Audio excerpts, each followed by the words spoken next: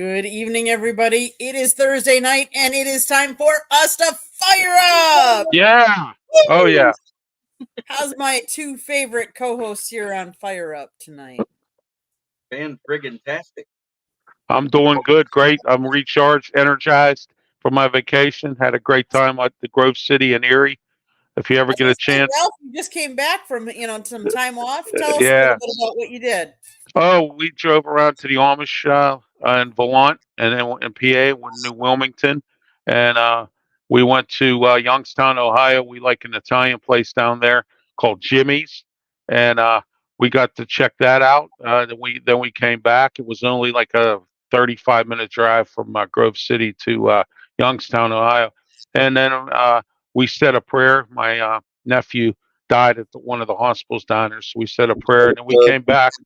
And we went to Erie for a couple of days. We stayed in Grove City because of the rates of the hotels in Erie were sky high. So we stayed in Grove City and drove to Erie and back. And we had a really good time. It was a great trip. We had a lot of fun. Went to the state park. I did some fishing down by the pier. And if you saw my post, I was reeling one in.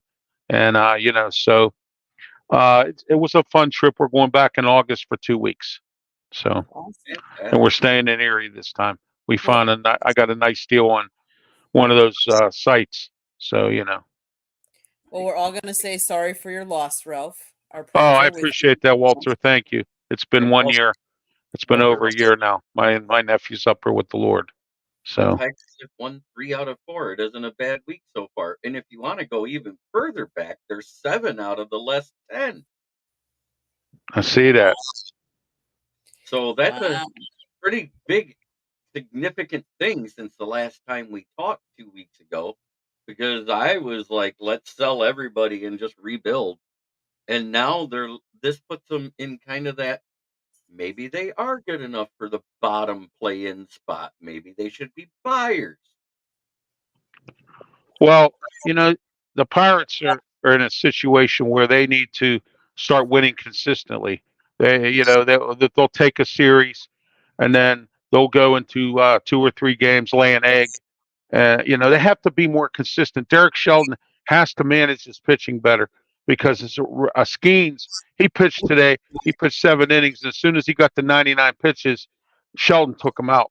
I thought he should have left him stay in there. The bullpen has been suspect for the Pirates for a while, and they're close to almost getting to 500. And we're going to find out what happens with the Pirates. The Pirates held on. They were playing my Brewers today, and they held on. You had no hit going into the 8th inning, and you pull them again. And so, but you had problems in the 8th inning. We had chances, but we couldn't score. And the 9th inning, you got shut us down. But we took 1 out of the 3, so I guess But my Brewers are still on top, so we're doing okay. So we do have to say hello to everyone. Okay, go. As currently 85% here. Okay, yes. 85 degrees there in LA. Yeah. Ralph, that may not be a manager's decision. That could come from upstairs for the Pirates. Right. Yeah, Ben Cherington may have told Shelton, don't let him pitch past 99 or 100 pitches. That could be. I don't know. But them two, Ben Cherington and Derek Shelton, they are suspect because right now this is going into year number 5 of this regime, and they have done practically nothing, pretty much. And I'm hoping this year maybe we get to 500. I'd be satisfied with that as a Pirate fan and someone who talks about the Pirates all the time on my show. I have people that come on that cover them, and on Sports Corner, and so on. So but it's we'll see what they do. If they make 500, I'd be satisfied. I don't even care if they go to a wild card. They need to. If they can get to that 500 mark, that would satisfy me, and that would be a push up from last year. And that's a big thing. And hold the 500 mark. We're not talking about get there and then waiver and then get back there and then waiver again. Yeah, he did that. He don't have a Boston Red Sox payroll. You're exactly right, Walter. I agree with you on that. We have a bad owner who is just in it to make money. He doesn't care about the fans. He doesn't care if his team succeeds. He keeps coming up. He just stuck his foot in his mouth last week. He made some comments about something with management or something. Well, if you don't like your management, then why don't you do something about it and fire him? You know what I mean? Instead of sitting there making comments, you don't give the management enough money or payroll to make the decisions they need to make us a winning team. Then you keep saying every year we have a team to make a championship. You know what? You're full of more baloney than the sandwich itself. Mike Marsh here, baseball show. No, this is based off of the paper I write for, and Right. it's more of a well-rounded sports program. So if Yes, somebody it wants is. baseball, we'll talk baseball. We have And that's some what we're talking about. discuss in sports coming up, which Candy will be leading us shortly. And Candy, you'll love Mike Marsh because guess what? What? He's a Packers fan. Yay! Matt Henry is my resident Chicago Bears fan that pays attention to the show. And of course, there's Smokin' Dad, the reason why I'm a Lions fan, who celebrated his 75th birthday yesterday. And I made sure every show we talked about it. Happy belated birthday, Ken. All right, Mike, you betcha. Go Pack, go. Love it, love it, love it. So, this is not a baseball show. We talk, like Jeremy said, about all kinds of stuff. different sports, everything. So the title said On the Horizon. What I wanted to briefly talk about for a couple different things is, and I'll just briefly go over them now, and we'll go into more depth. But the NBA signed a new media deal worth a lot of money, so we're going to talk a little bit about that. But the one thing that I really wanted to talk about was more on the horizon is the Olympics, because that doesn't happen every year. And so I think that's really exciting and something different. And yes, Walter, I did read that. We lost Monte Kiffin tonight. Rest in peace. Yeah. Rest in peace, yes. Yes. Very good, excellent coach, class guy.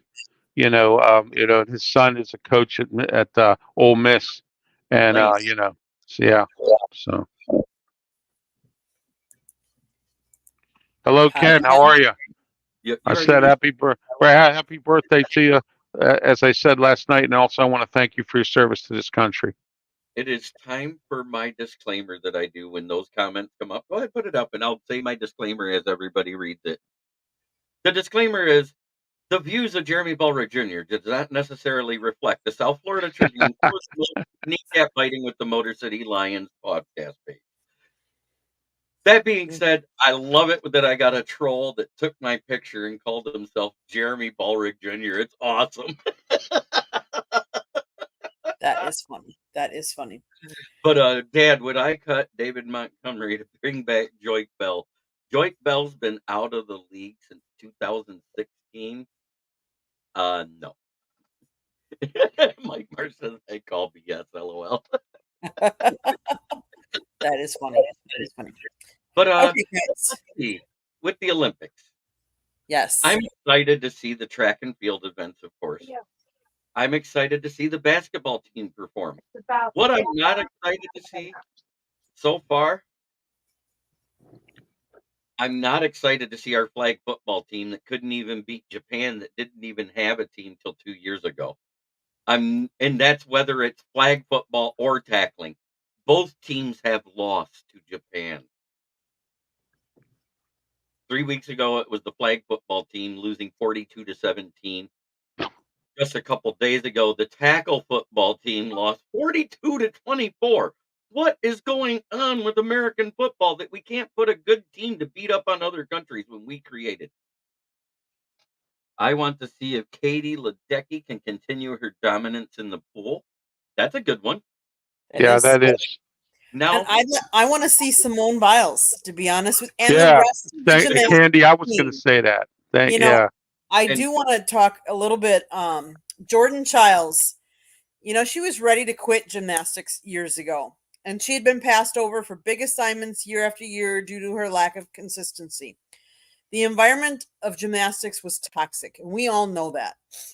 But Simone Biles said, "I see you."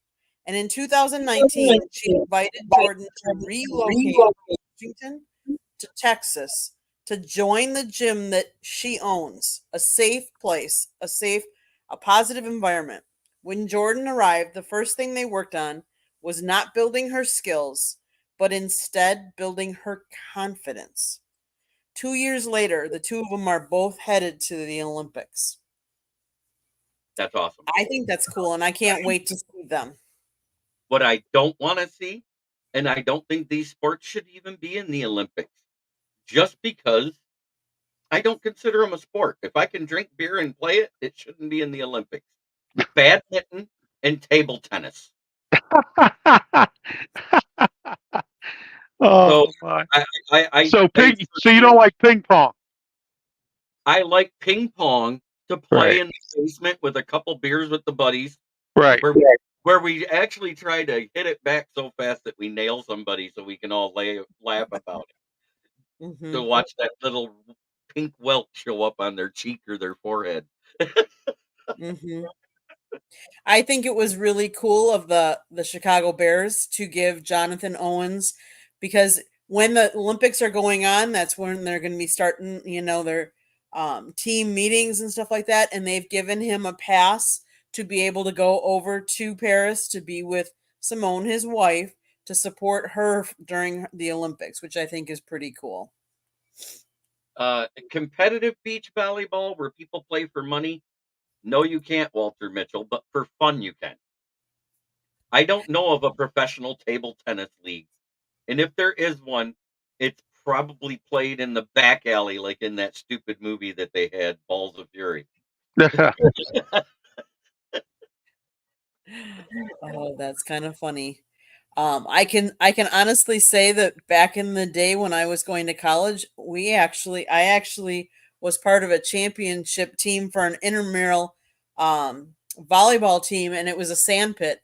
So we played the same, which is pretty much the same as beach volleyball, except I was in Wisconsin, so obviously we didn't have too many beaches there.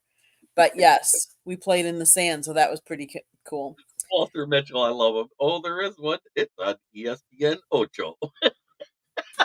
Oh, that's funny. Hey, Orlando. And I do like that comment about Mike Marsh that the Pro Bowl players create the Olympic team. And I do agree with that. You could take the best of the top of the Pro Bowl players that were voted in from both AFC and NFC and make the American team and be competitive. Well, and let's say the basketball team, they just did an exhibition against Canada, and they won, I think it was 86-72, I believe, or something like that.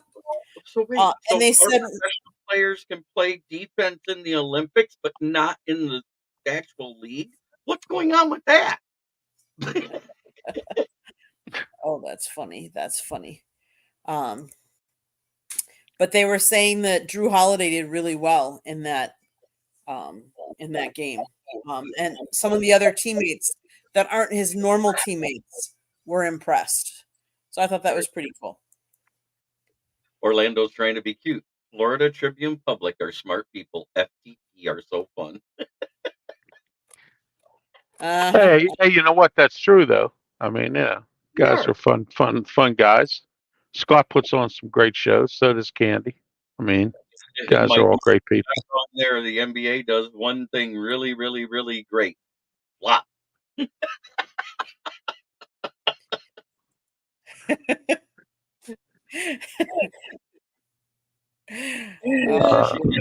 Once, never again.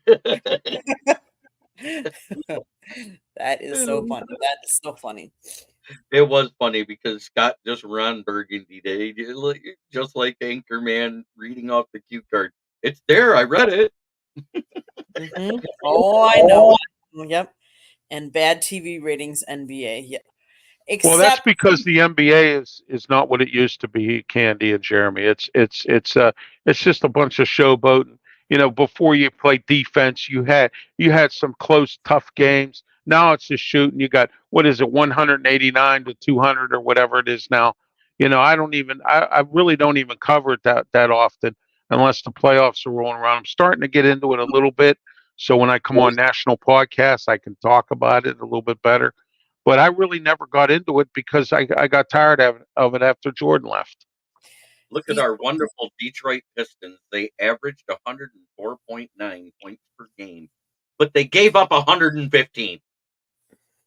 Yeah. The NBA agreed to terms on its new media deal.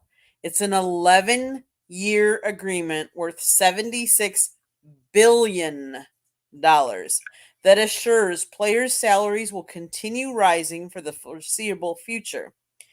It also, I thought, was very interesting. The games will continue being aired on ESPN and ABC, and now some are going to go to NBC and, of course, Amazon Prime. TNT Sports, which has been part of the league's broadcasting family since the 80s, could be on its way out. It has 5 days to match one of the deals.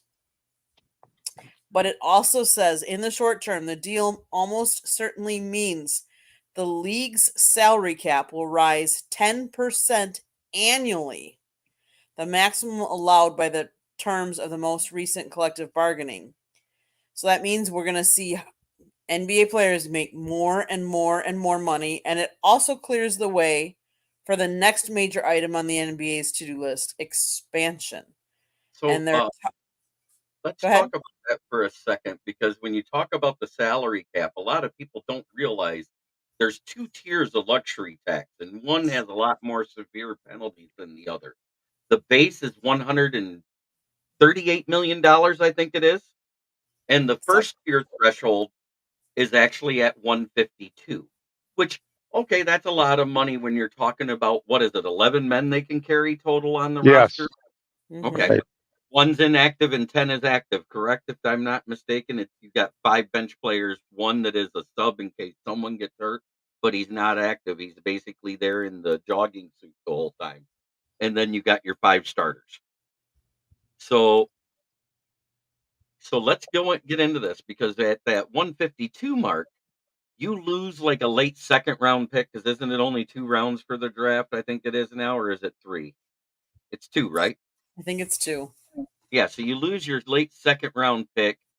If you're over that mark, you cannot sign any supermax players from out of free agency. And your trades, the money has to be even in order for it to work. And you can throw in picks, but the value has to be equal to what the other player's contract. And then you go to the next tier, which is 172, and that's where you can't sign anybody but a league minimum player. You forfeit any second round pick you have, and the next year's first round pick. If you exceed the 180, you cannot perform any basketball operations unless you are under that 180 mark. So in other words, you got to gut your roster. And you got to gut the players that have more salary than the dead cap, because they have dead cap in basketball just like in football. So it's a very fine line there. So if it goes up 10%, that means that base of 138 goes up $13.8 million, which will put you at 151.3. And then the next year it goes up 10% of that. Then the next year it goes up 10% of that. They're saying Luka Doncic could be making around $80 million in the 2030 to 31 season, and somewhere in the mid 2030s, the top players could be earning somewhere near $100 million per season.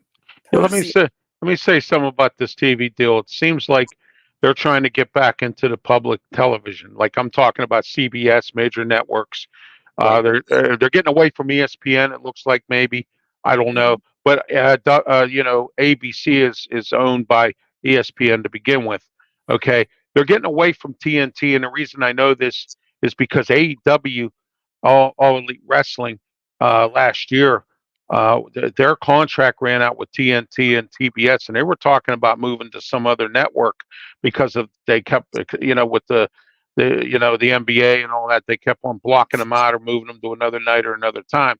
So AEW got disgusted with that. They were going to move. Well, now AEW can stay in place there with TNT and TBS because NBA is moving on from them, and that's going to be a nice thing. but it looks like they're going to be on the networks, NBC, CBS, ABC. If they are, that's going to be good for people who like to watch basketball that have a converter box and don't have cable or don't have any streaming service or anything like that. There are people out there like that. Yes, Dad, I didn't get a chance to answer because we were covering the subject of the salary cap stuff. Amazon and Peacock as well. I have Peacock. I don't have Amazon. But yes, the answer is Larry Bird. Yeah. But I think he got exec of the year, but I think the coach was somebody else, if I'm not mistaken. But it could have been coach of the year. I don't remember. I just don't remember him coaching. I remember him being the executive of the Indiana Pacers. And the reason why is he grew up there. 11 players, 172 million annually. That's worse than the QB market. They play a Yes. minimal contact sport. NFL players are the most violent pro sport. I'm not sure about that. Hockey. I think I hockey would is the say most. hockey. Yeah, hockey players are underpaid. I mean, you know, you got guys making $700,000 that do better than some stars that get paid. You know, so that's a very underpaid sport, and that's physical too. You know, so and there's fights, there's all kinds of stuff. Yep. Right now, it's 11 players that are active on your roster with one in the street clothes, like I said. The other 4 players are in your reserves. They're Yeah. not even out. They're not even they may be there, but they're not even dressed. They're in street clothes. And there has to be some major injuries in order for any of those reserves to be able to make the active roster in a game. Michael, I agree with you. Hockey is nowhere near as violent as it was 20 years ago because they've really cut back on some of the Yeah. fighting. So I do agree with that, but it is still Yes. more violent than football because let's face it, in football, you're using your body only, whereas in hockey, you do have a stick and your body. So you can use both and you can get hit by either. So And I was right. He did coach the Pacers, but he did get exec of the year a few years after he got out of coaching because he's been the exec for the Indiana Pacers ever since. I think he's about ready to retire, and they're looking for someone to fill his shoes. okay, so here's one. Is anybody watching Copa America, the soccer? I can't. USA men's soccer. For shame, shame, shame. That's worse than the football. You lost to Uruguay on a penalty kick to get bounced. You got beat by Peru. Again, a country that has less population than California. Well, you know what, Jeremy? Our athletes got caught with their pants down because I mean, it's just it's crazy. Maybe they underestimated their team. They had to. Same bum coach that lost the World Cup for us with the same championship team we had the time before with the other coach. That coach retired, and we haven't been the same team since. Right. The reason why I bring it up is obviously there are some people. I mean, most of you that are our audience don't live in South Florida. South Florida is a hodgepodge, and we get a lot of different people. I actually work with, I would say, at least 3 or 4 people that are from Columbia, and so they were all watching last night and the big game and the big game this weekend. That's why I'm just bringing it up. Like I said, we talk about everything on Fire Up. You just never know what we might be talking about. Hatter's house, Reggie Miller is his favorite UCLA fan. Hey, I have no problem with the Bruins, especially now that they're a part of the Big Ten instead of the 2-pack. I mean, Pac-12.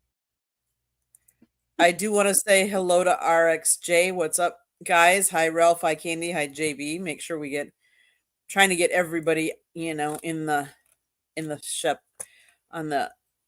Let's see, what do we got? Our best are playing football, basketball, and track. Who cares about soccer? Yeah, pretty much.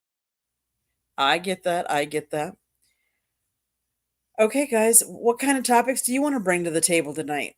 Anything on your mind besides, we're not going to my town just quite yet, but anything else hitting you?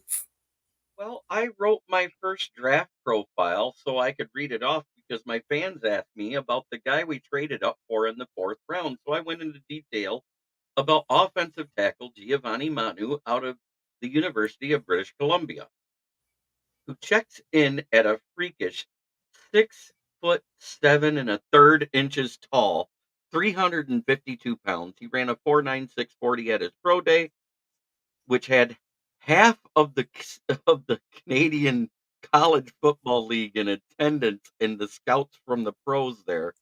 He also had a vertical of 33.5 inches at that size. To put that in perspective, he was a basketball player. He can dunk at 352 pounds. Wow. Think about that for a second. Oh my. So what I did notice is he's freakishly strong too. He did 34 bench reps at 225 pounds, which puts him into the speed, the size, the weight, the wingspan, the vertical. He had a 10'5" broad jump. That's explosiveness. So this guy, when they converted all of his numbers from the Canadian College Football League Combine into RAS, which is Kent Platt, the Math Bombs score for relative athletic scores that a lot of GMs go by, it was a 9.65 out of 10, which means he is in the upper 85% of every tackle ever tested since 1996 when they started tracking the scores. So to put that in perspective, he had a better RAS score than Joe Thomas. And I'm not, Jeremy, you're making me have daydreams of him and Panay on the same side of the offensive line. Well, it's funny because he's not a cousin, but he's from the same Tongan tribe of Samoa that the Sewells are from. So they may be related as a distant cousin or something like that, because those tribes, once you get so far back, they actually end up being related, because eventually that tribe started from two people, a man and a woman. Mm-hmm. So what I did notice is he does tend to be too upright. He uses his hands well. He uses his force to push defenders yards away from contact from the running back and the quarterbacks. It was funny to watch the game film, but he's a little bit too upright for NFL standards, and he tends to hold on as the guys are falling to the ground. He's holding them in the right spot inside the shoulder pads like you're supposed to, but he gets dragged down with him. And in the NFL, if you don't attempt to get off a player you land on right away, you get called for an inadvertent holding call, because you cannot impede the player from being able to move or get up. And at his weight and size, yes, he should be able to get up fast, but I think 352 pounds falling at a dead run might be hard to get up right away. I agree. But with Hank Fraley and the job he's been doing with our offensive line and training, I think we could probably see him taking the field as soon as next year, if not the year after. But we will see him in preseason, because they want to see what he's got against NFL talent and elite speed and strength. You got a good coach there, Jeremy. Hank Fraley's from Pittsburgh. Well, went to Robert Morris University when Joe Walton was the coach there. So Hank Fraley is a great guy, good coach. I wish the Steelers had him. At one time, he was one of the best centers in the league too. Yeah. He played in Philly. Yes, he did. Mm-hmm. Let's see. That island is something else. Michigan. RXJ said something about Skeens. We have a gem. Yes, let's hope we can keep him. He turned down a long-term contract with the Pirates before the off season, or during the off season. So we'll see what Skeens does or goes. You know, and as much as I hate to say it, Paul Skeens, the way he talks in interviews and something like that, he reminds me of Eastbound and Down, Kenny Powers. Because that was the portrayal of a power pitcher that wasn't getting differences. He's actually in the pros. This guy couldn't get out of the minor league system in Eastbound and Down. But it was funny the way he talks. I was like, he goes, "Yep, I come in, I mow him down, I sit back down." It's stuff like that. When he says stuff like that, I just die. I was like, oh my God, it's Kenny Powers in real life.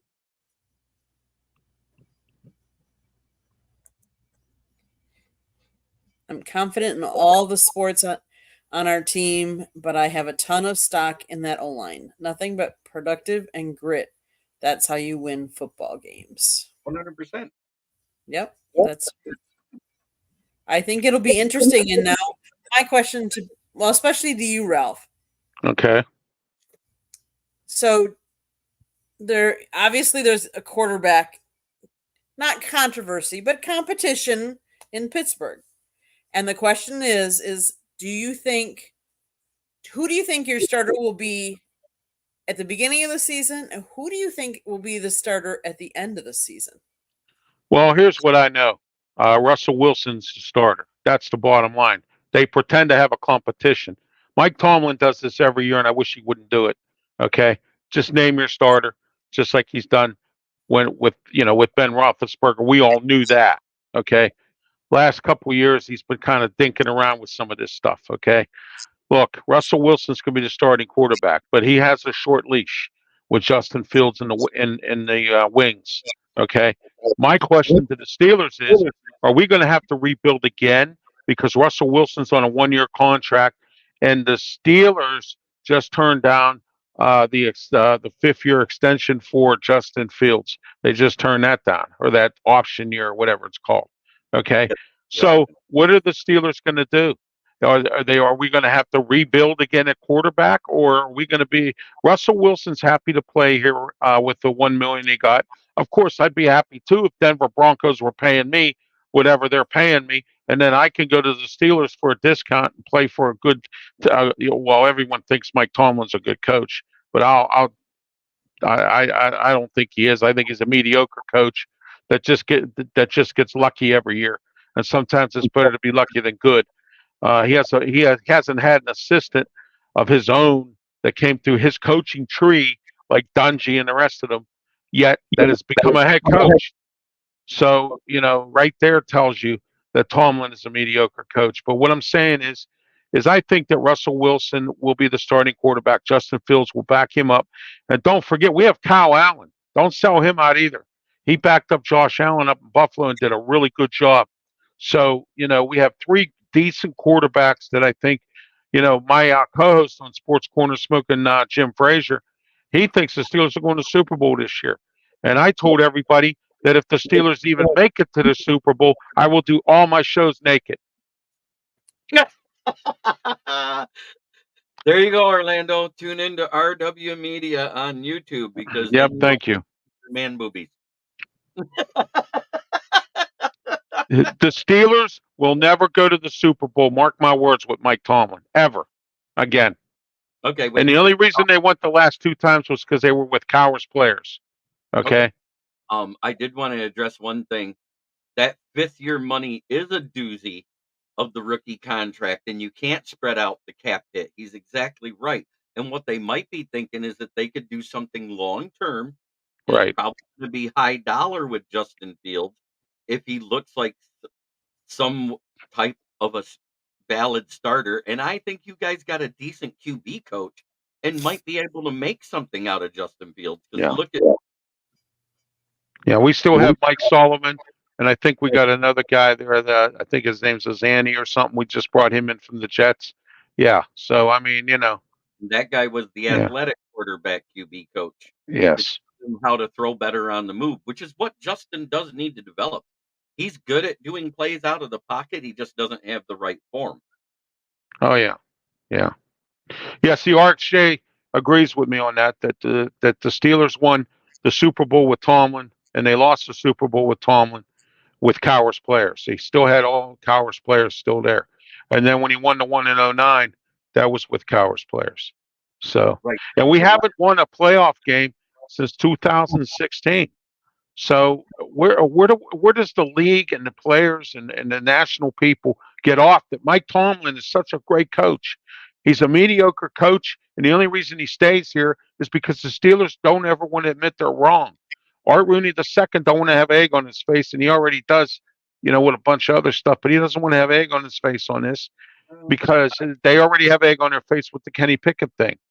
I mean, this, Michael Marsh. I wouldn't want Cam Newton anywhere near Justin Fields because he did start to get a little bit of diva attitude towards the end in Chicago there. I would rather him go to Mike Vick, who humbled himself after he got in trouble the way he came back to Philly. I think Right. that would be a better mentor for Justin Fields than Cam Newton. Yeah, and Mike Vick got a chance to play with the Steelers right after he had that dogfighting incident. So I mean, and Mike Vick, was able to resurrect himself, and it was great. And I wanted to see what Dwayne Haskins was going to do, and it's too bad he got into that accident. We talked about that last night, Jeremy, on your show. And I mean, it was really sad that I wanted to really see what he could do in Pittsburgh. I really would have been, and he would have been into that quarterback battle too. What happened to Dwayne Haskins happened in the middle of the afternoon at 12:30 in the afternoon. It wasn't 12:30 at night. It was a daytime party, and Right. after they did the autopsy, they found out he was drugged. Yeah, that's what they said. Yes, I remember that. Yeah. So that's why he walked out into traffic the way he did. It wasn't because he was so drunk he didn't know what he was doing. He was drugged and he didn't know what he was doing. I mean, yeah. So the witnesses that were there goes, "Wow, we just knew the guy was blitzed out." The next thing you know, he walks out in front of a dump truck. Well, Mitch Trubisky, Jeremy, and I think this screwed up his head mentally. Do you know Dwayne Haskins was in Florida because he was at Mitch Trubisky's house because he was having a summit to get to know his players, okay, or all the players on the team, and he did this. He did it again this past year, again, and he's had the players down, and now Russell Wilson had the players down at his one house in California or Vegas or wherever he lives, okay. He did the same thing Trubisky did when he got here. But, Trubisky, it's in his head that, hey, wait a minute, Dwayne Haskins was here. He was at my house. And he went to a party, and then he ended up, you know what I mean? And that, I think that messed up Trubisky's head. I really believe that. And that's why he played terribly when he was with the Steelers. And you know what? Tomlin, the reason why the media is so high on him, he's never had a losing season. And that's what a lot of fans and the media hang their hat on. But if you look at it, it's been an exercise in mediocrity. Yes. Yes. Look at they went 11-0. In 10 of those games, they won by 3 points or less. Yes. Yes. And I sat there, I goes, as much as I hate to say this, and I think you even said this because I went back and watched some of your old shows. This is the most fraudulent 11-0 team I've seen in NFL history. Yes, Jeremy, you're right. And I've been saying it for a long time. I call mediocre Mike, and people get mad at me about that. Oh, we got some butt kissers here in the media here. Oh, Mike Tomlin's so great. Oh, Mike Tomlin, this and that. I've argued with them about it. You know what I'm saying? I mean, I just don't get it. Look, it's all about winning Super Bowls. Bill Cowher said, if you're not in this to win Super Bowls, you don't need to be in the NFL. And that's what it's about. And he hasn't won any championships or playoff games since 2016. He hasn't had an assistant coach that he has under him that has ever been an NFL head coach, or they've all left and gone to college, or they're coaching high school, or they're doing some other things when they leave the Steelers. They don't become a head coach or make themselves better. Okay. Or they go and become a lesser assistant in the NFL. They go from offensive coordinator to like the assistant to the quarterback coach. Yeah, assistant to the assistant in the movie theater from Fast Times at Ridgemont High. Remember that one? You're the assistant to the assistant manager at the movie theater. You know, also known as Matt Canada. Yeah, exactly, Matt Canada. Yeah, that was. He's friends with him. His son Dino played for Maryland, and that's how him and Matt Canada became friends. And that's how Matt Canada got the job with the Steelers. Because don't forget, he was interim head coach down there at Maryland when Randy Edsall got fired, and he was the interim coach there. And Dino Tomlin was playing there. That's Mike Tomlin's kid. And so I'm surprised we didn't draft Dino Tomlin. Hey, you know what, Orlando? It's funny you say that because Shaq told Barkley that on TNT. Barkley makes me laugh when he's on. Yeah, MJ. At least my team did. Yeah. Remember the year that they went to the championships? They knocked the Chicago Bulls out of the playoffs. Yes, they did. I was remember those days. in three-peat when Jordan first came back, if I remember right. Isn't that right? After he came back from Yes. all that first year, Right. they made the playoffs but bounced out. And that Yes. was by Orlando Yes. in the best of 3, right? Or the best of 5 series. They had to win 3 because that's when it used to be 5, 7, and 7, right? Right. Right. See, folks, we talk about more than just baseball in this Fire Up show, and I'm fired up tonight because I'm rejuvenated from my vacation. Man, I had a great time, and I'm going back to Erie. I love Erie. I'm going back there. I love the fishing. I love the state park. I love it all. And So Mark didn't even have a comeback because there was no. nothing to come back from on that. Because he goes, I beat MJ with Penny Hardaway. That's like saying you beat him with Spud Webb. Oh yeah. Mm-hmm. But Candy, what's your take, real quick? 'Cause you're the Yeah, attorney. Candy. I'm What's sorry. my what? We got into the we got into mediocre Mike Tomlin conversation here. Sorry, Candy. No, I agree. I think they need to give Justin Fields a chance because I really think that he hasn't had a fair chance. I think Russell Wilson, he will start, but I do think that they will get tired of him and that they will put Justin in to see what they have.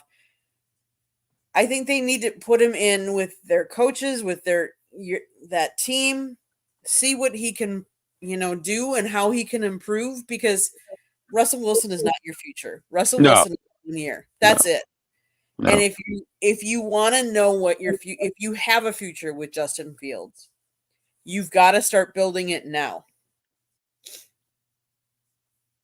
And he's not a rookie that this is his first year in. Like you've got to. Yeah. I agree. Like when a rookie comes in, he really should sit. He should really watch. You shouldn't. I believe you shouldn't be throwing him in. Granted, there are generational talents that maybe it will work for, but not all teams do. And I guess because I come from the Green Bay, the last couple of quarterbacks. Right. You draft somebody, you sit them, you let them watch, you develop them, and then you bring them in. Well, that's what the Steelers should have did, Candy, with Kenny Pickett, and they didn't. You know what I mean? I think Kenny Pickett would have been a better quarterback if he would have sat out for a couple years, like you said, like Green Bay did with Jordan Love. And you know what's funny, Candy? Everybody laughed about that. They laughed. They said, "Oh, Jordan Love's sitting behind. He's doing this, he's doing that." But he learned, and he wrote his notes, and he understood, and he kept his mouth shut, and he learned, and he listened, and that's why he's doing what he's going to do, what he's doing today. I think the true test will be this year. Yes, absolutely. Oh, yeah. We really have to see what we have, and this year will be the true test. It'll be interesting to see if we give him and what kind of a contract we give him before the year. Because now that, the NFL was handed down that all those penalties, they're saying that his contract might not be as high as he would have wanted had he signed before that punishment came down. So we'll see. Go ahead, Jeremy. I'm going to ask you a realistic question here because it was a tale of two halves with Jordan Love. Right. If you look at it, the first half, while Aaron Jones, Jair Alexander, and Eric Stokes were struggling to take the field, and Mike Marsh, don't hate me, Jordan Love struggled for most of those games. They won those games, the few games that the defense stepped up. Then, at the end, when he had everybody back and healthy, he looked great. He had an 18-1 touchdown to interception ratio. He had a 103.9 rating, which was second highest in the league, only to Pat Mahomes. So I'm not saying it wasn't great, but it was only 7 games of a 17-game season that he looked like that. For the other 10 games, he was mediocre at best. Right. Right. So that being said, with a full season of tape on him and they see what he does really well and that he can carve up a zone, so why not put everybody in man and shut him down? It seems funny. What did Detroit do at their secondary? They signed a man guy, they traded for a man guy, and they drafted two-man. A man guy, right? Yeah, that's the best way to play corner, Jeremy. Is man-to-man coverage and shut down corner. You know, I am sick of hearing these other podcasters going, well, Brian Branch was the best nickel in the league last year. Yes, he was, but he was put there so he could develop as a defensive back, period, because we had a deep safety room at the time. CJGJ wasn't re-signed because, well, let's face it, he was a bum. He did stupid stuff, took stupid penalties, and cost us games. Tracy Walker, great tackler, great in the box safety. Not so good at coverage when you have 8 passes hit you in the hands and you drop all of them. And then I want to thank RxJ for the compliments. Thank you. yes. And then Kirby Joseph gets to go back because the reason why he was so good his rookie season, he played his natural position of free safety because Tracy Walker was hurt. So now he gets to go back there and play single high safety, playing center field and reading a quarterback's eyes, which is one of the things that he was touted about coming out of college. And I think it's crazy he played out of position, had just as many interceptions last year as he had his rookie year. So, Orlando, you're asking about the antitrust and the lawsuit. A Los Angeles jury ordered the NFL last month to pay $4.7 billion in damages and another $96 million in a class action lawsuit that accused the league of violating antitrust laws in distributing out-of-market Sunday afternoon games on the subscription service. The league could be liable for a total of $14.39 billion because of the triple damages are tripled. Yeah. They're making every team, Candy, pay $450 million. So that's every team. If that happens, yeah. Read to the very end of the article, it says, if that happens, but with the antitrust law that the NFL won with the EA Sports monopoly thing, it is less likely that the tripling happens. So if it stays at that 4.3? Yeah. If it stays there, it actually breaks down to 149 point whatever million dollars. So you know what that means? 1 year. 1 year only. The NFL owners don't get a profit. That's what it means. They don't. Not at all. No. So who gets that money? Anybody who was able to prove that they had when the ticket price went up, and I think it was the government.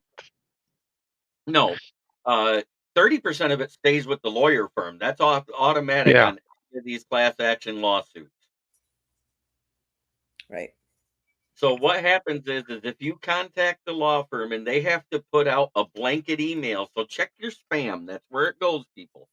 If you ever were a Sunday Ticket subscriber, you've got an email sitting in your spam box if you haven't deleted it already. And it'll say, did you have Sunday Ticket? You may be eligible for compensation. You'll have to move that to your primary bucket and then answer the questions and provide a picture of your receipt or your bill of lading from when you paid for your subscription to Sunday Ticket. And it's going to break down to $5,436 per household right now if nobody makes their claims. It's just for the ones that they had said have claimed it. What happened is Bally Sports went bankrupt, and they tried to shoot for enough money to take them out of bankruptcy from Xfinity and Charter, and they both said, kick rocks, we're not bailing you out. So Bally Sports is now just a streaming app. This is Dish Network. This is YouTube TV. This is everybody who has had the Sunday Ticket since 2006. Oh yeah, absolutely. And it's really sad that this happened this way, because somebody got greedy, and it's amazing that this lawsuit's even happening. And, I forget who said it here, it's going to be appealed in the Supreme Court. So it's going to be a while before they get their money on these lawsuits. People drag them out in court. Things like that happen legally. So it's going to be a while before they get their money, or even if they get it. And don't forget, if the NFL appeals it, it'll be another year. They Yes, have 90 exactly. days, Right. 90 days Right. to file an appeal after a decision's been made. So it was done in a civil court in LA, right? Yes. Mhm. Yep. Yes. Now it would have to go to the California State Supreme Court next because of the amount of money it is. It skips right over county and it goes straight to state. Yep. So then, if they have to appeal it again, it'll go to the U.S. Supreme Court, and we know they'll throw them out. Half of them are Yeah. in the NFL's pocket. Right. Right.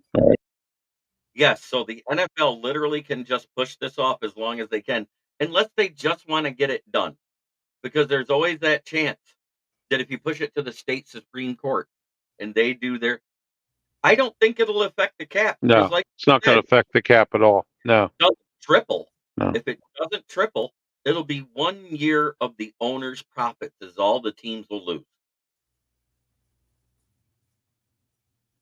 Yep. I agree. I agree.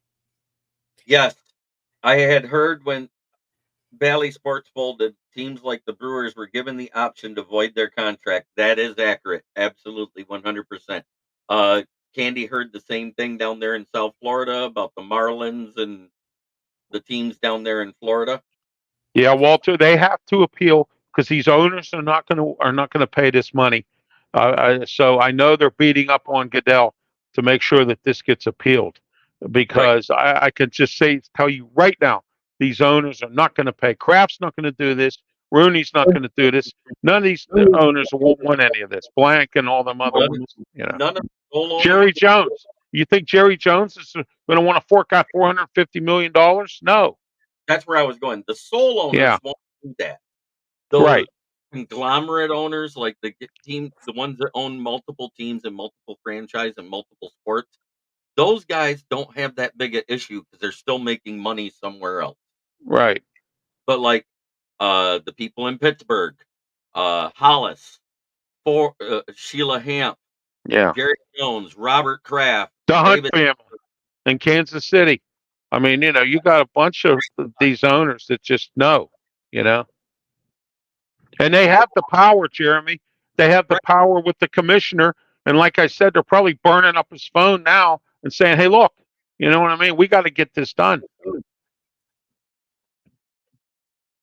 Who's Green Bay owned by, Candy? Aren't they owned by some kind of conglomerate with a bunch of people? Is that accurate, or?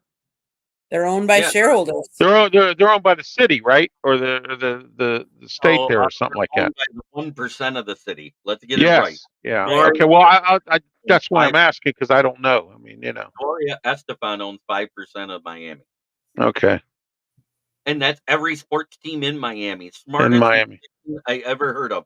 She said there, I'm going to buy 5% stock in every sports franchise, professional wise, in the city of Miami. She just printed her money for the rest of her life. Yeah, of course, David Tepper's not going to pay because he's paying all these coaches that he fired. He don't want to pay for that. Oh man. Matt Rule is still making money. Oh, absolutely, absolutely. Mm-hmm. He just hired somebody, somebody a name offensive coordinator, and I forgot who it was, but I know he. Yes, yeah, he just hired somebody. I like to hire myself. The guy's been a key whisperer wherever he goes. He made Geno Smith look relevant again. Yes, he did. Yes. Geno Smith paid. And then he goes to Tampa, made Baker Mayfield way better than I've ever seen him look. And now he's going to be there with a young guy finally.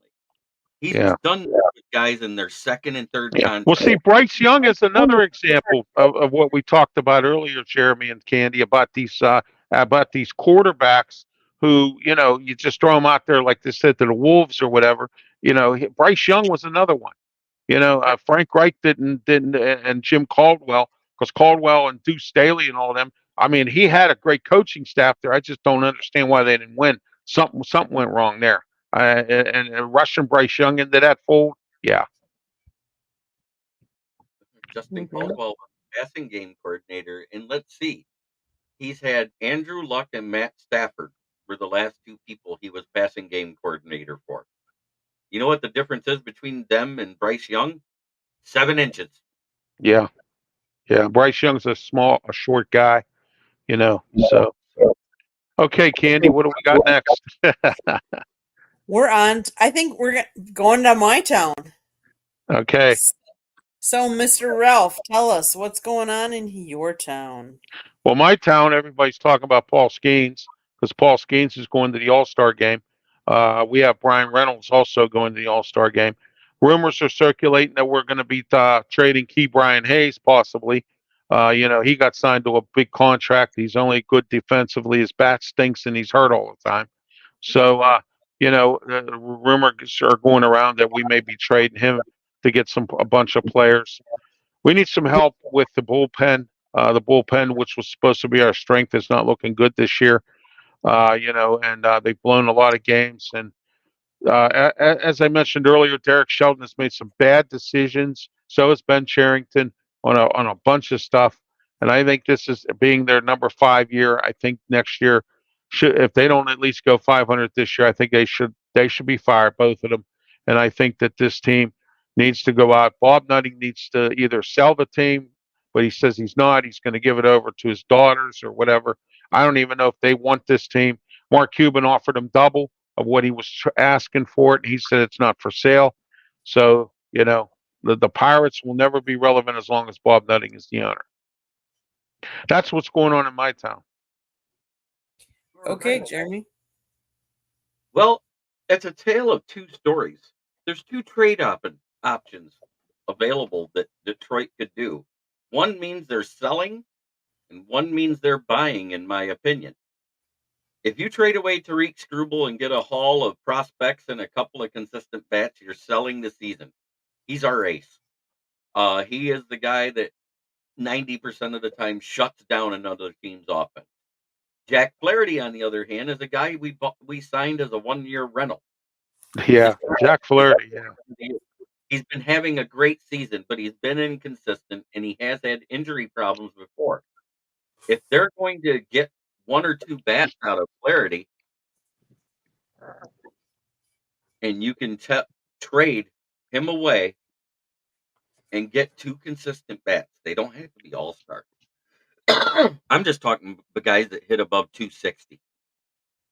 If you can do that, which is almost the league average now that the offenses are coming up, you get rid of Flaherty, you get 2 bats that bat above 260, and now you're putting yourself with enough offense to protect the power hitters that are hitting in front and behind them in the lineup. Keep Struble, trade Flaherty, and make this team good enough to push for the playoff spot. That's my opinion, because consistent bats is what's needed in front and behind. Gio Urshela is a great leadoff guy. He's batting above 260. You get another bat to put in the second spot that hits above 260. And then you get a guy to bat 6th, right behind the power guys at 3, 4, and 5 that hits 260 to start off the back end of the rotation in the batting order. So I have a little bit 2 small things. One, I'm going to rant a little bit. The Milwaukee Brewers are having a really good year, and nobody expected it. No. They are top of their division, and Yes. yet they only have 2 representatives in the All-Star game. The Phillies, granted, are having a great year too, but they have 7. How can there be such a disparity between 2 teams that are on the top? I would understand if the Brewers were last in their division. Yes, Mr. Jeremy? Because the All-Star game is a popularity vote. Part of it. Philadelphia has 10 It's just times. like the presidential election. You have the electoral college, that does that, and then they call it the popular vote when we vote. You know what I mean? So it's the same thing in Major League Baseball. They tell fans to vote their favorite players, and so Philly just voted more, or whatever. But there's politics involved in But this it's too, not Candy. it's not just the fans. There is Right. also coaches and players do too. And Right. The fan voting is 80% of it. Right. That's what it comes down to. All the early All-Star ballots that have been announced is due to the fan voting. right. What happens now is the coaches and the players vote, and that's when you get your alternates in. because sometimes there's some of those guys that don't want to play in the All-Star game because if they don't have an All-Star bonus in their contract, why should they? They can have the time off just like every other guy that sits at home. Right, but they've already announced them too at this point because isn't the game like Tuesday night or something?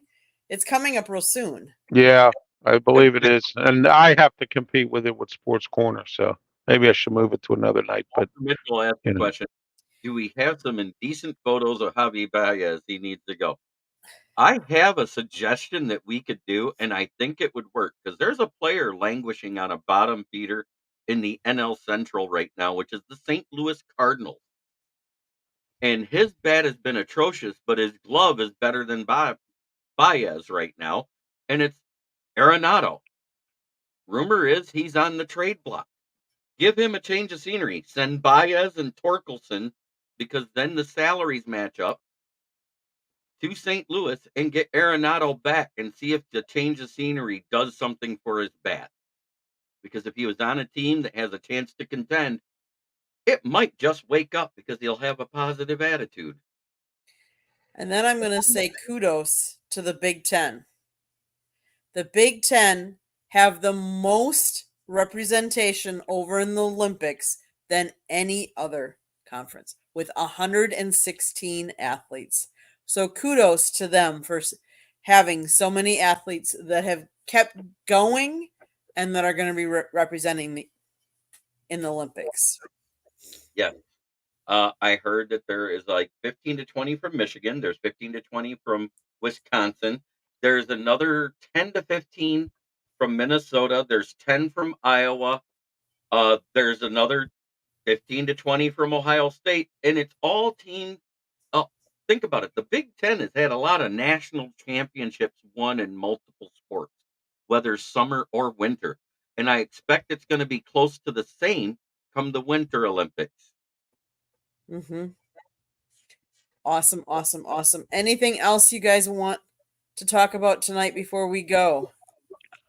Well, Joey Chestnut won another hot dog eating contest, and he didn't need Nathan's. So he won that military one that he participated in, and he gave some money to the military as well. And I'm happy that he was able to do that instead of Nathan's what they pulled on him. So. Well, once he got a sponsor away from Nathan's and Hebrew Nationals and everything, because he used to be sponsored by both of them. Right. At one time. Once he went away from them and didn't renew his contract, and he went to. And the rumor is that it's a vegan hot dog company. It is. So, it is. And that is what they do have vegan hot dogs, yes. But it's a vegan hot dog company that he's sponsored by now, and that's what they're upset about because that is their competition. And if anybody knows anything about these vegan processing plants, they actually put more CO2 in the air than any farm or cow with methane or anything else. That's whether it's pleather, that's whether it's food or anything else because of the process it takes to make it taste edible. Oh, I understand that, Walter. But that is why Nathan's and Hebrew National got mad, and he will not be at any of the meat-filled hot dog contests because they run them all. Right. Correct. Well, guys, it's been a great show. Let's go around yes, it has. How they can get a hold of you. Ralph, let's start with you. How can people see you, watch you, support you? Well, you can start off with Facebook, YouTube, Twitch, and Twitter X platforms. This is where all my shows are on. Also, I have my own YouTube channel, Ralph Williams RW Media. Check out all my shows. I have multiple shows on there, and I'm starting up a Wrestle Talk show on TV, PCTV here in Pittsburgh, starting real soon. I have to work out some things with them, and that's getting ready to happen. And in August, we're going live with Sports Corner TV on PCTV in Allegheny County, Pittsburgh area. And I'm also getting ready to work on an internet radio station called Mix LR. I'm getting ready to get on there with some stuff. And I'm getting ready to get my own Roku channel and also on Spotify. So I'm moving up, as the Jeffersons say, I'm moving on up. So That's awesome. So, but Ralph, checking out your Oh, channel. by the way, Saturday at 9 a.m. is the External Bum Show with Scott Morganroth, myself. Leo Haggerty will not be joining us this week. He has other obligations with his camps. But I have a fill-in for him, and that's Jeremy B here. And also Mike Sisak from Amped Up Sports will join us as well. So we have a nice panel for Saturday morning at 9 a.m., and we're going to talk about a bunch of stuff, including Cam Sutton. We're going to talk about Monty Kiffin. Where a lot of different topics we talk about. And the best one part of them all is at the beginning of the show when we talk about our bum that we all have for the show. Maybe someday you'll come on, Candy, and you'll have a bum to bring with you on the show. It's just There like we bringing go. a child to work day. Bring a bum to the show, you know. Sounds It's like a bring plan. kid to work day without 9 a.m. I'm sorry, Jeremy. It's like bring a kid to work day without the kid. Without the kid, yeah, but this is a bum. So, you know. So you But, said 9 a.m. Saturday. Is that 9 a.m. Eastern? Saturday, Eastern Time, YouTube, Facebook, Twitch, and Twitter X platforms. So, Okay. Eric Dalton said vegan hot dog is what you eat when the dumpster is empty. Hey, Hebrew National makes good hot dogs. They used to sell them. They sell them at Heinz Field or Acrisure Stadium, and I've had them, and they're very good hot dogs. They're not bad. Walter Mitchell says, but they're paying him more than he was getting from Nathan's. That's Nathan's, easy. To yeah. do. They charge $22 for a 6-pack of hot dog. Okay, Mr. Jeremy, how can people see you and support you? Well, of course, you can find me right here on Fire Up, occasionally on Inside the Pigskin on the South Florida Tribune channel, right here on YouTube. You can also find me on the SouthFloridaTribune.com, where you can see my writings, or maybe go and buy some merchandise from the SouthFloridaTribune.com store. Then you can find And me that's coming up soon here. Yep. And then you can also find me on my channel, which is Kneecap Biting with the Motor City Lions, where I am live 9 times a week now. Holy smokes. I do Monday through Friday at noon to 1 p.m. with Lions Talk with Smoke and Jeremy B. I have Monday, which is the NFL mashup between me and Leonard talking about the Giants and the Lions together. Then I have the NFL Roundtable Talks where you've seen Mike Marsh in the comments all night. He actually is one of the guests on the show to talk football with me. And we also have Mike Johnson, who's a Vikings fan. We have Jordan. We call him Jordan Edelman because he looks like Edelman, but he's 6'4", so we know that's not his illegitimate father. But it's fun. But he's a Patriots guy. Then, of course, we got Will, the Panthers guy. We got Ralph Williams, the Steelers guy. And occasionally we'll have Robert Scope. Maybe one day we'll have Candy or Scott in there. Who knows? But the Sports Exchange is usually going about the same time. So that's kind of hard to do. And then Friday is the Lions Fan Cave chat. And now Sunday, we're debating on doing something different until the season starts because Leonard's been working a lot and that's his day off. So we're thinking about doing a football tailgate cooking type of party where we talk about food. And Leonard's actually going to do it live right from his Blackstone grill in the backyard. Ah, there you go. There you go. That was a lot to say. That was. Of course, thank you to everybody in the chat. You guys have been amazing all night. Yes, absolutely. Thank you. Yes. T-Bone And I welcome the folks here to come and check out my stuff and Jeremy's stuff and Candy and the South Florida Tribune. What is a vegan hot dog? A limp carrot? Okay, Oh, I'm going to go through a couple of quick things. The South Florida Tribune published a book. My husband wrote it. It's called Lessons Microphone, Tuning into the Enduring Wisdom of Visionary Leaders. Scott wrote it. It's about his 40 plus years in the media and how it has changed over the course, how media has changed over the years. There's a picture of him as a young guy interviewing none other than Muhammad Ali. You got to buy the book. Myself, I wouldn't believe it. No, just It's available Amazon, Kindle, Barnes and Noble, Apple and Google Books. We are working on the audio version coming later. We're working on it. Let's put it that way. Let's see. Go to our website, www.southfloridatribune.com, where you can see the writings of none other than Smoke and Jeremy B. You can see my pictures. Scott writes, George Eichhorn writes. We get the transcripts from the Dolphins, the Jaguars, and the Lions. We put those up, and a lot of the local college sports teams down here in South Florida, whether it be FAU, USF, the Hurricanes, the Gators, they all send us stuff. We put it up there. It's on our website. Twitter at Tribune South. Scott tweets out a whole bunch of the stuff, so you can always check it out there. Our audio version of our shows are all available on wherever you get your podcast. iHeartRadio, Google, Apple, all those good things.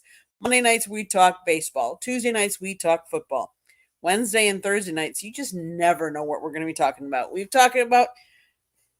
Let's face it, we've talked about cornhole. We've talked about, let's see, what else have we talked about? We've talked about the hot dog eating contest. We've talked about NFL, NHL, NBA. Have you talked about bowling? Not yet. I think, Not yes, yet. we have. Yes. Oh, you have talked about bowling? All right. I said it was another one of those sports you can drink beer while playing. But anyways, I do want to say we also have talked about child development in sports with that young man from Vegas. Yes. I'm trying to think of what they're actually writing. They're actually doing a movie, and they're still working on it, and it's going to be released soon. What is his? No, I can't think of his name right now. But if you look back, you'll be able to see Where Our Children Play, I think, or something like that. And he talks about the development of children in sports and how they need. How should I put this? How they need molding and guidance and stuff like that, and how they help them with that. So it isn't just about the exercises and other sports that help the core of the main sport they want to follow. It's also about their mental development and their psychological development in the sports thing. And he also helps the parents become better sports parents in the process if they're willing to do it. And I think that that's the biggest part of it with him, is that if the parents aren't on board on doing the training, guess what? He probably doesn't accept it because he doesn't want the scream at the ump or ref guy. No. As a parent of the child that's in his program. And it's actually relatively cheap right now. It is an online course. What is it called again? Do you remember, Candy? Because I can't remember the name of it off the top of my head. I want to say it's Where Our Children Play. Yes, Where Our Children Play. That's it. .org. And it's only $50 a month. And for that type of training, whether online or in person, is amazing. And what he wants to do with the online training is eventually get it to where he can branch out and open community centers across the country and around the world. Right. Exactly. Where was I? Oh, Wednesday nights, Scott does a one-on-one interview show. It's on nofilter.net. Go check it out. You never know who he's going to have on there. He had, I think his name was Chip Tarkenton this last week. So, he's trying to work on getting Fran Tarkenton maybe at some point. You never know. But he's also working on some other big fish. And I won't divulge any of those details, but you can go to nofilter.net. Yes, you do have to sign up for it, but there is no cost for our show. Trying to think what else, if I've missed anything. I caught the website, caught Scott's books. Oh, if you see that red subscribe button, subscribe, share us, like us, share us with all your friends. Anybody that you think would benefit or like or enjoy our broadcast, definitely share it with other people. And again, I have said this numerous times. We have a plethora of people that come on and help our network. Please go out there and support them as well, because they're supporting us. We want you to support them as well.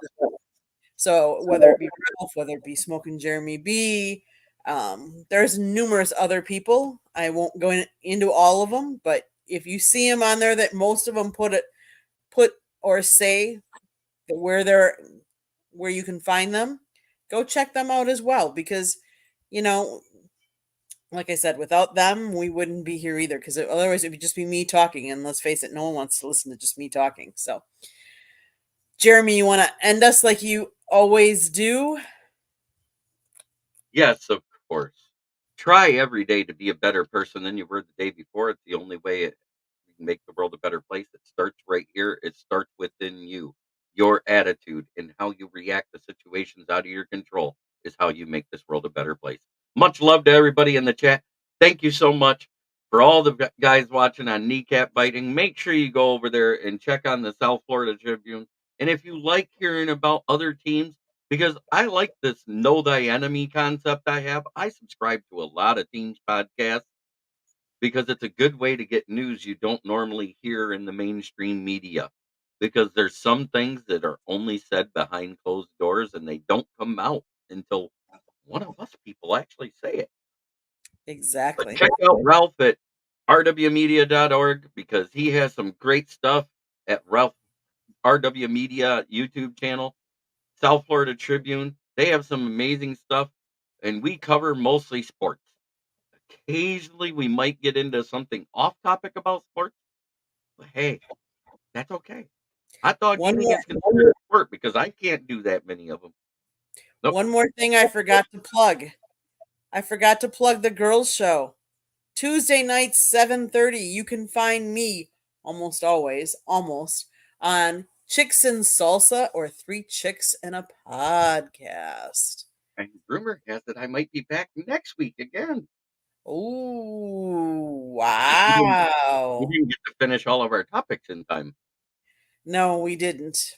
That's the one thing I will say. Sometimes we can get a little long-winded about certain topics, but that's not a bad thing. So come check all of us out. Have a wonderful week. Have a good one. Thanks, everybody.